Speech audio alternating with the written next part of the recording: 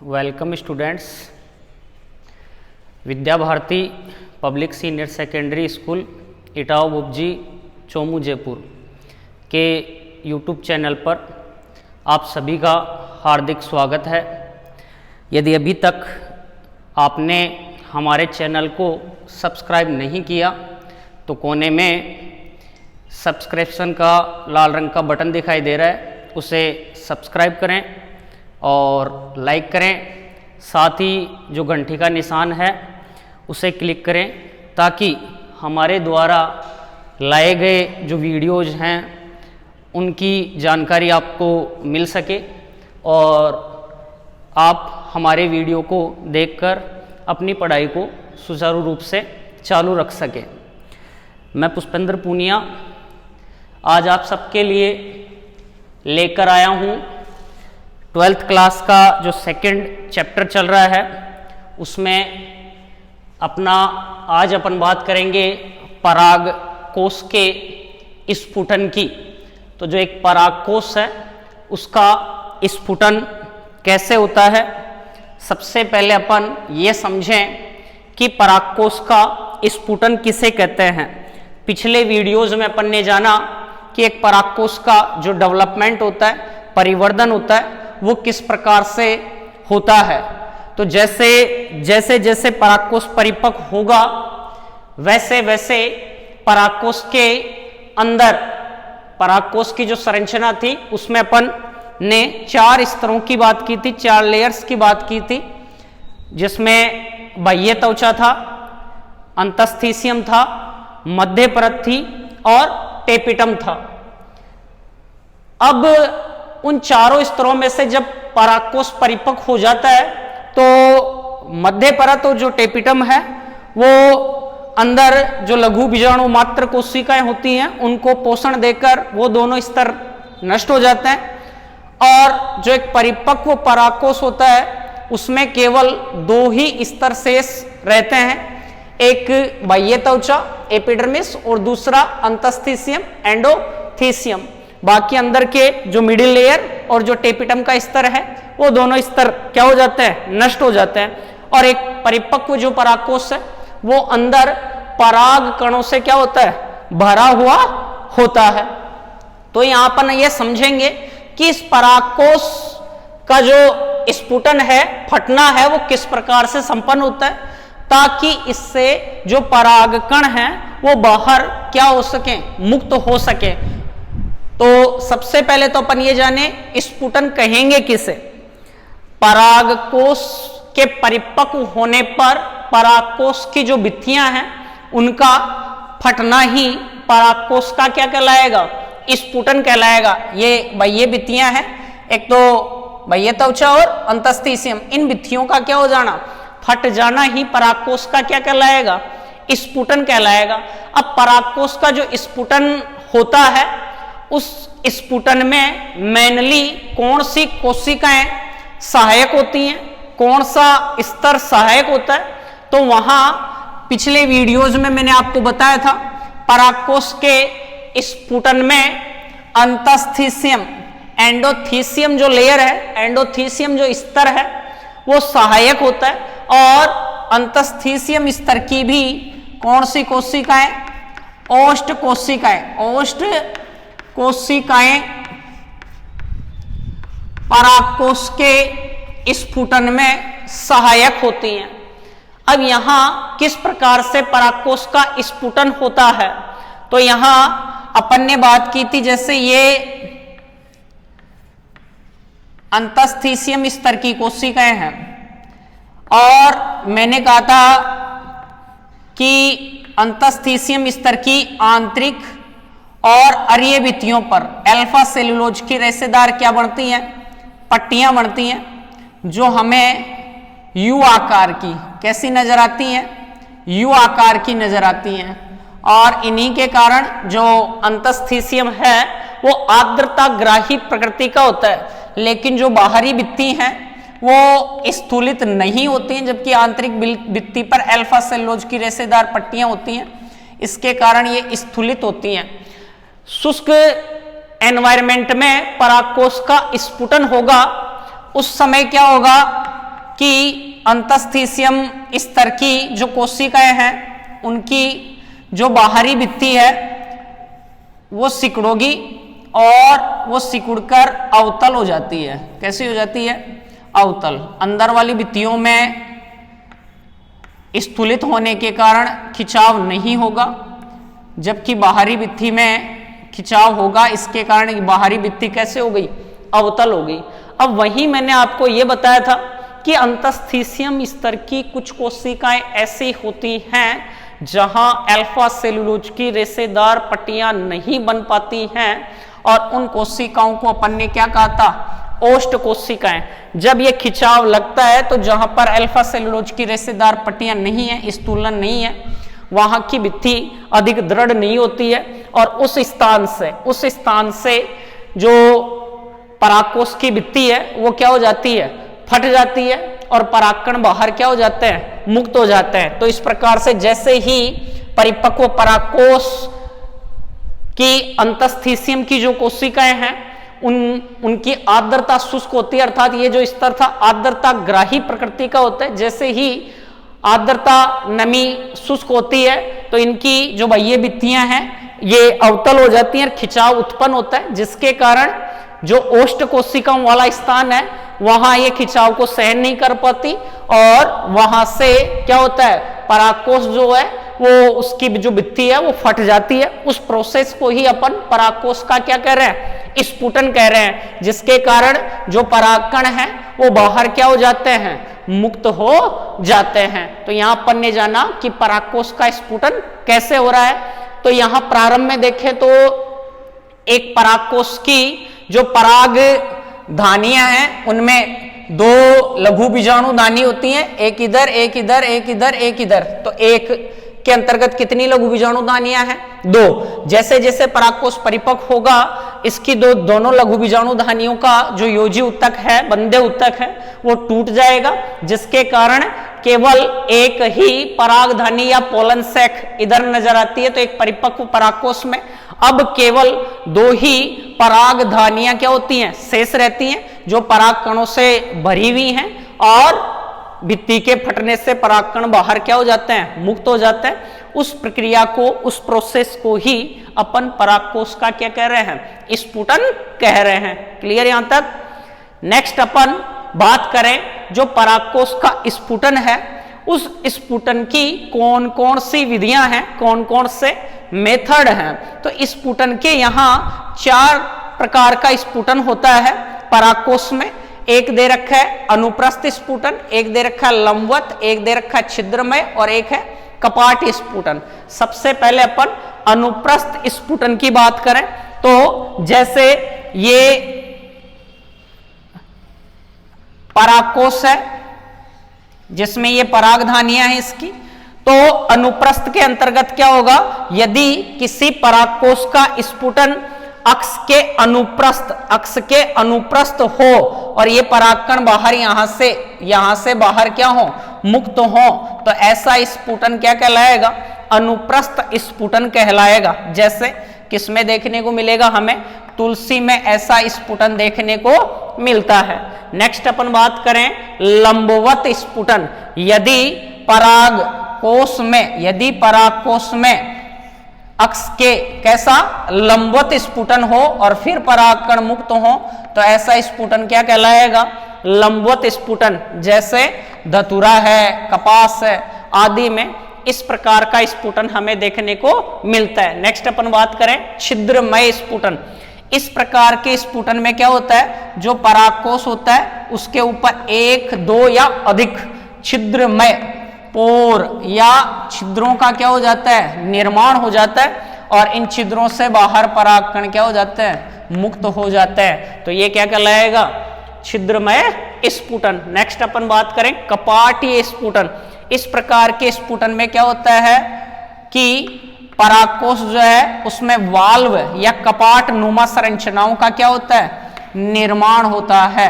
जैसे ये कपाट हटेंगे, जो परागकण हैं यहां से बाहर क्या हो जाएंगे? मुक्त कर दिए जाएंगे। जैसे बारबेरी के अंतर्गत कौन सा?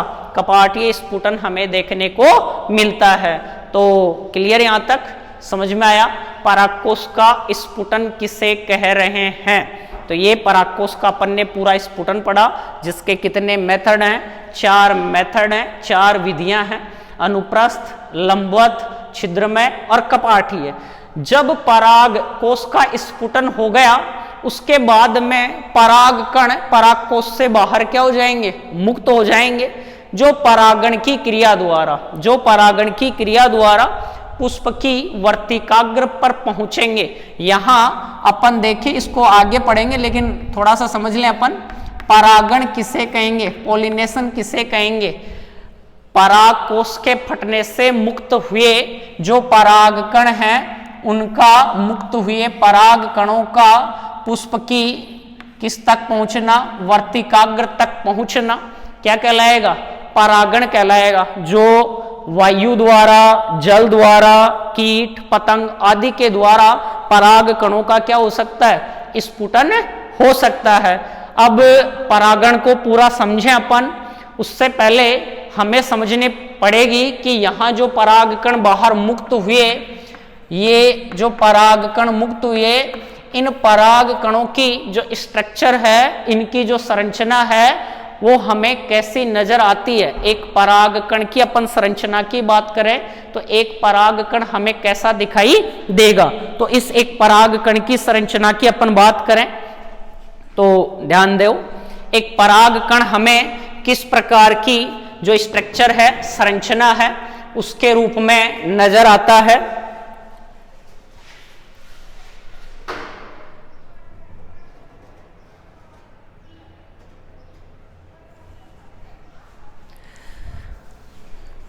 जैसा कि आप सभी को चित्र में दिखाई दे रहा है, यहां मैंने एक परागकण का डायग्राम बना रखा है।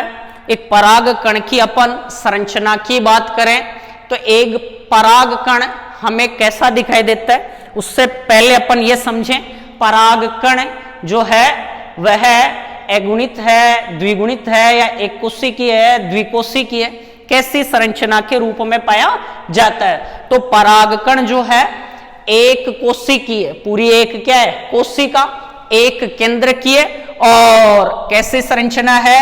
अगुणित। कैसी संरचना है? अगुणित संरचना है, क्योंकि परागकण का जो डेवलपमेंट हुआ है वो लघु बीजाणु मात्र कोशिका में कौन से विभाजन द्वारा?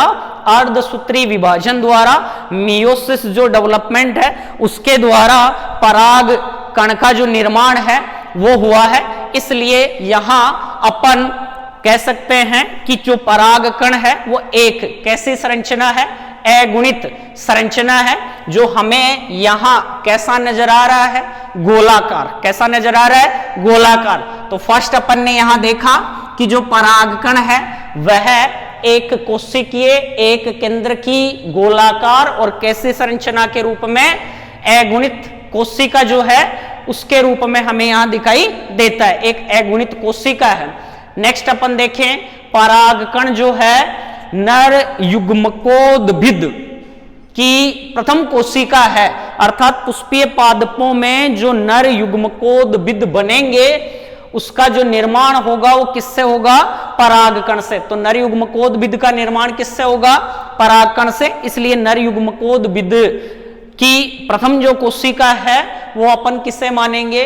परागकण को मानेंगे। किसे मानेंगे? परागकण को। सामान्यतया अपन देखें तो लगभग जो परागकण हैं इनके अपन व्यास की बात करें तो लगभग एक परागकण का व्यास 25 से कितना? 50 माइक्रोमीटर तक पाया जाता है, लगभग देखें तो। लेकिन सबसे जो बड़े परागकण हैं वो होते हैं मीराबिलस जलप्पा के। सबसे छोटे जो परागकण होते हैं वो होते हैं मायोसोटिस एल्पेस्टिस के। और सबसे लंबे जो परागकण हैं, यहां अपन ने बात की सबसे बड़े की मीराबिलस जलप्पा, सबसे छोटे मायोसोटिस एल्पेस्टिस की, और सबसे लंबे जो परागकण होते हैं वो होते हैं जोस्टेरा के। किसके होते हैं? जोस्टेरा के। व्यास की अपन बात करें तो एक परागकण का व्यास 25 से 50 माइक्रोमीटर के लगभग इसका क्या पाया जाता है? व्यास पाया जाता है। अब इस पूरी स्ट्रक्चर की अपन बात करें, पूरी संरचना की बात करें तो यहां हमें जो परागकण दिखाई दे रहा है वो एक द्विस्तरीय, कैसी संरचना है? द्विस्तरीय। परागकण के कितने स्तर हैं? 2। एक है बाह्य चोल, एक होता है अंत्यचोल। परागकण का जो बाहरी स्तर है उससे अपन कह रहे हैं बाह्य चोल, एक्साइन, और आंतरिक जो स्तर है उससे कह रहे हैं इंटाइन, अंतःचोल कह रहे हैं। क्या कह रहे हैं? अंतःचोल कह रहे हैं। अब बाह्य चोल की बात करें तो बाह्य चोल परागकण का सबसे बाहरी अलंकृत खुरदरा जो स्तर है, इस खुरदरे जो स्तर है, खुरदरा जो लेयर है, उससे अपन क्या कह रहे हैं? बाह्य चोल या एक्साइन कह रहे हैं। इसका जो निर्माण होता है वो होता है स्पोरोपोलेनिन से। किससे होता है? स्पोरोपोलेनिन से होता है। अपन ने देखा कि जैसे जैसे परागकोश परिपक्व होगा उसके अंतर्गत जो टेपिटम की कोशिकाएं हैं वो यूबीस काय का रिलैक्सेशन करती हैं, यूबीस काय को मुक्त करती हैं, और यूबीस काय परागकण के बाहरी स्तर का क्या करता है? निर्माण करता है, जिसमें क्या उपस्थित है? स्पोरोपोलेनिन। तो इस स्पोरोपोलेनिन के कारण जो परागकण का सबसे बाहरी जो लेयर है वो दृढ़, सख्त और मजबूत होता है। यहां अपन ने पढ़ा था कि प्रकृति में ज्ञात जो स्पोरोपोलेनिन है सबसे अधिक प्रतिरोधी कार्बनिक पदार्थ है, जो ना तो किसी भौतिक कारक से, ना किसी भौतिक कारक से, ना किसी रासायनिक कारक से, और ना किसी जैविक कारक से, ये किसी भी कारक से अपघटित नहीं होता है। इसलिए जो परागकण हैं वह प्रकृति में अधिक लंबे समय तक बने रह सकते हैं। किसके कारण? स्पोरोपोलेनिन के कारण परागकण लंबे समय तक बने हुए रह सकते हैं। अब यहां अपन देख रहे हैं जहां जहां स्पोरोपोलेनिन का जमाव नहीं है वहां एक छिद्रमय संरचना का क्या हो रहा है? निर्माण हो रहा है। ऐसी जो ये संरचना बन रही है इससे अपन कहते हैं जनन छिद्र, जर्म पोर कहते हैं, जहां से पराग नलिका का क्या होता है? निर्माण, अर्थात इसके द्वारा परागकण का अंकुरण होगा। परागकण का क्या होगा? अंकुरण होगा। द्विबीजपत्री जो पादप होते हैं उनके जो परागकण होते हैं उनमें अपन देखें तो सामान्यतया जनन छिद्रों की जो संख्या है वो कितनी होती है? 3 तक पाई जाती है, जबकि एक बीजपत्री में जनन छिद्रों की संख्या कितनी होती है? 1 होती है। कितनी होती है? 1 होती है। नेक्स्ट अपन बात करें आंतरिक जो स्तर है अंतःचोल या इंटाइन कहलाता है। यहां अंतःचोल का जो निर्माण है, अंतःचोल जो है वो किससे मिलकर बना है? तो अंतःचोल जो है वह यहां पैक्टिन, किससे मिलकर बना है? पैक्टिन व सेल्यूलोज, या अपन कह सकते हैं पैक्टो सेल्यूलोज। क्या कह सकते हैं? पैक्टो सेल्यूलोज। प्रश्न पूछ ले परागकण जो है उसका अंतःचोल किससे निर्मित होता है? तो पैक्टोसेल्यूलोज से निर्मित होता है। और आंतरिक लचीला स्तर है जो कोशिका द्रव्य के कहां रहता है? संपर्क में रहता है। और अंतःचोल है जब परागकण का क्या होगा? अंकुरण होगा तो जनन छिद्र से जो अंतःचोल है एक नलिकाकार संरचना के रूप में बाहर निकलेगा, अर्थात पराग नलिका जो है उसका क्या करेगा? निर्माण। तो पराग नलिका के निर्माण में सहायक है तो कौन सा स्तर है? अंतःचोल पराग नलिका के निर्माण में क्या होता है? सहायक होता है। अंदर की बात करें तो अंदर हमें एक वैक्यूल रिक्तिका नजर आती है, पूरा इसके अंदर कोशिका द्रव्य भरा हुआ है और एक केंद्रक पाया जाता है जो अगुणित केंद्रक है। कैसा केंद्रक है?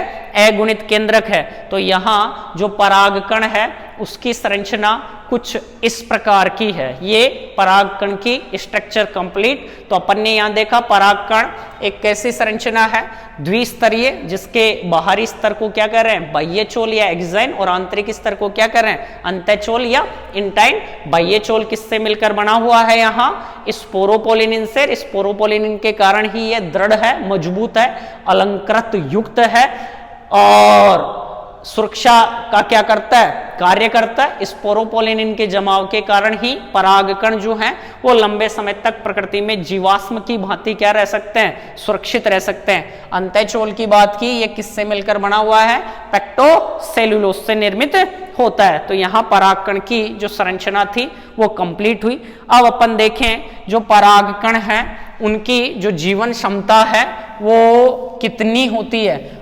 तो परागकणों की जो जीवन क्षमता है वो अलग अलग जो पादप हैं उनके जो परागकण हैं उनमें इनकी जो जीवन क्षमता है, जीवन क्षमता का मतलब होता है वह समय अवधि जिस तक परागकण जो है वर्तिकाग्र पर जाकर अंकुरित होने की क्षमता रखते हैं, वह परागकणों की क्या कहलाएगी, जीवन क्षमता कहलाएगी।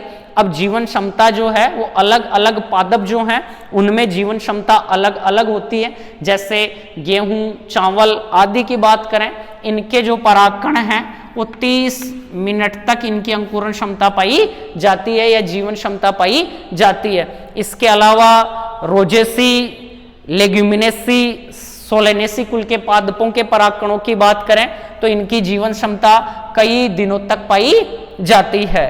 नेक्स्ट अपन देखें जो परागकण हैं उन्हें अपन लंबे समय तक स्टोर करके रख सकते हैं, संरक्षित करके रख सकते हैं। जहां अपन बात करेंगे पराग बैंक की, पोलन जो बैंक है वो क्या है, जो परागकण हैं उन्हें लंबे समय तक संरक्षित रखने के लिए हमें इन्हें द्रव नाइट्रोजन पर -196 डिग्री सेंटीग्रेड टेम्परेचर पर संचित करना पड़ता है, जिस प्रोसेस को अपन क्रायो प्रिजर्वेशन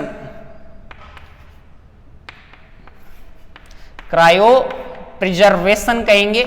क्रायो प्रिजर्वेशन कहते हैं, संरक्षित करना क्या कहलाएगा, क्रायो प्रिजर्वेशन कहलाता है। और संचित पराग कणों को पराग बैंक के रूप में उपयोग करते हैं, या संचित पराग कणों को हम यहाँ क्या कहेंगे, पराग बैंक कहेंगे। क्या कहेंगे, पराग बैंक कहेंगे, जिनका अपन पादप प्रजनन में जैसे बीज आदि जो हैं उनको लंबे समय तक संरक्षित करके रखते हैं, वैसे ही परागकणों को लंबे समय तक संरक्षित करके रह सकते हैं। और अच्छी किस्म प्राप्त करने के लिए अच्छी किस्म के जो परागकण हैं उन्हें संरक्षित कर रखा जा सकता है। और पादप प्रजनन की क्रिया में इन परागकण जो हैं इनका आगे उपयोग करवाया जा सकता है, परागण करवाकर, निषेचन करवाकर इनसे नए बीज तैयार किए जा सकते हैं। तो पादप प्रजनन में बीज बैंक के समान यहाँ ये जो परागकण हैं इनका क्या किया जाता है, उपयोग किया जाता है। अब यहीं पर टेपिटम जो है उसके द्वारा विशिष्ट प्रोटीन का निर्माण होता है, जिसे मैंने कहा था पोलन कीट। जो बाह्य चोल है इसके जो अलंकरण हैं उनके अंतर्गत पोलन कीट क्या हो जाती है, बढ़ जाती है, जिसके कारण जो परागकण हैं वो सगंध युक्त कैसे नजर आएंगे, सगंध युक्त चिपचिपे नजर आते हैं, जिसकी सहायता से कीट पतंग अधिकांशतया वे परागकण जिनमें कीटों द्वारा परागण होता है उनके अंतर्गत अपन देखें तो उनके अंतर्गत पोलन कीट पाया जाता है, जो चिपचिपा श्लेष्मीय सगंध युक्त पदार्थ होता है, जो बाह्य चोल के अलंकरण हैं उनके अंतर्गत संचित रहता है। तो ये पोलन कीट आसानी से कीटों के शरीर से चिपक जाएगा और कीट के शरीर पर चिपककर वर्तिकाग्र पर पहुंच जाएगा, जो परागण की क्रिया में क्या होता है, सहायक होता है। लेकिन कुछ पादप ऐसे होते हैं जिनके अंतर्गत जो प्रोटीन है, कुछ पादपों के जो परागकण हैं उनमें जो प्रोटीन ये पदार्थ बना, नमी के संपर्क में आने पर या वातावरण में नमी अधिक होने पर वह जो प्रोटीन है वो बाहर मुक्त हो जाती है तथा मनुष्य में एलर्जी उत्पन्न करने का क्या करती है, कार्य करती है। तो कुछ ऐसे परागकण हैं जो मनुष्य में एलर्जी उत्पन्न करते हैं। जैसे अपन बात करें कांग्रेस घास या गाजर घास,